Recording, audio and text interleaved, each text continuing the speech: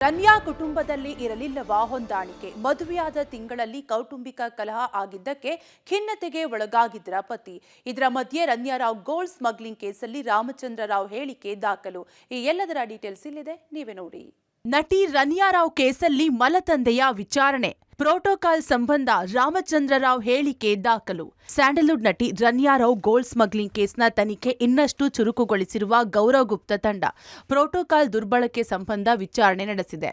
ರನ್ಯಾ ಮಲತಂದೆ ಹಿರಿಯ ಐಪಿಎಸ್ ಅಧಿಕಾರಿ ರಾಮಚಂದ್ರ ರಾವ್ ಹೇಳಿಕೆ ದಾಖಲು ಮಾಡಿಕೊಂಡಿದ್ದಾರೆ.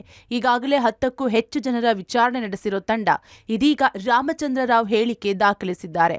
ರನ್ಯಾ ರಾವ್ಗೆ ಪ್ರೋಟೋಕಾಲ್ ನೀಡಿದ್ದರ ಬಗ್ಗೆ ಹೇಳಿಕೆ ದಾಖಲು ಮಾಡಿಕೊಂಡಿದ್ದು ಬುಧವಾರ ವರದಿ ಸಲ್ಲಿಸಬೇಕಿದೆ. ಮಾನಸಿಕ ಖಿನ್ನತೆಗೆ ಒಳಗಾಗಿದ್ರ ರನ್ಯಾ ಪತಿ. ಕೌಟುಂಬಿಕ ಕಲಹದಿಂದ ಬೇಸತ್ತಿದ್ರ ಜತೀನ್. ಅಕ್ರಮ ಚಿನ್ನ ಸಾಗಾಟದಲ್ಲಿ ನಟಿ ರನ್ಯಾ ರಾವ್ ಬಂಧನ ಆಗಿದ್ದಾರೆ. ರನ್ಯಾ ಬಂಧನದ ಬಳಿಕ ಹೊಸದಾಗಿ ಮದುವೆಯಾಗಿರೋ ರನ್ಯಾ ಫ್ಯಾಮಿಲಿಯಲ್ಲಿ ಎಲ್ಲವೂ ಸರಿಯಿಲ್ಲ ಅನ್ನೋದು ಬೆಳಕಿಗೆ ಬಂದಿದೆ.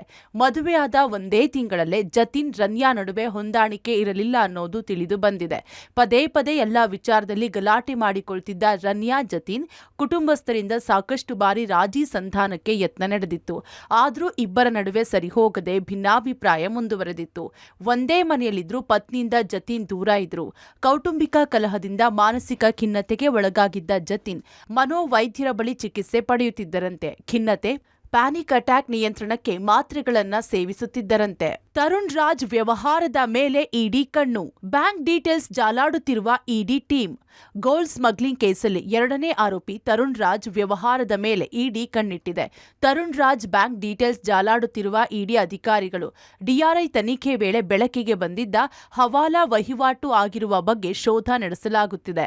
ಹವಾಲಾ ಮೂಲಕ ಗೋಲ್ಡ್ ಸ್ಮಗ್ಲಿಂಗ್ಗೆ ಹಣ ರವಾನೆ ಬೆಳಕಿಗೆ ಬಂದಿದ್ದು ತನಿಖೆ ಚುರುಕುಗೊಳಿಸಿದ್ದಾರೆ. ಭಾರತದಿಂದ ದುಬೈಗೆ ಹಣ ವರ್ಗಾವಣೆ ಬಗ್ಗೆ ಅಕ್ರಮವಾಗಿ ಹಣ ವರ್ಗಾವಣೆ ಮಾಡಿದ್ದ ಟೀಮ್ ಯಾವುದು? ಎಲ್ಲಿಂದ ಹಣ ದುಬೈಗೆ ರವಾನೆಯಾಗಿತ್ತು? ತರುಣ್ ಹಿಂದೆ ಯಾರಾದರೂ ಪ್ರಭಾವಿಗಳು ಇದ್ದಾರಾ? ಹೀಗೆ ಹಲವು ಆಯಾಮಗಳಲ್ಲಿ ಇಡಿ ತನಿಖೆ ನಡೆಸುತ್ತಿದೆ. ತರುಣ್ ರಾಜ್ ಆದಾಯದ ಮೂಲ ಪತ್ತೆಗೆ ಮುಂದಾಗಿದೆ.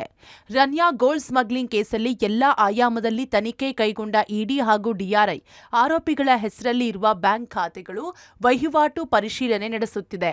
ತನಿಖೆಯ ಆಳಕ್ಕಿಳಿದಂತೆ ಒಂದೊಂದೇ ರಹಸ್ಯಗಳು ಮೇಲೇಳುತ್ತಿವೆ.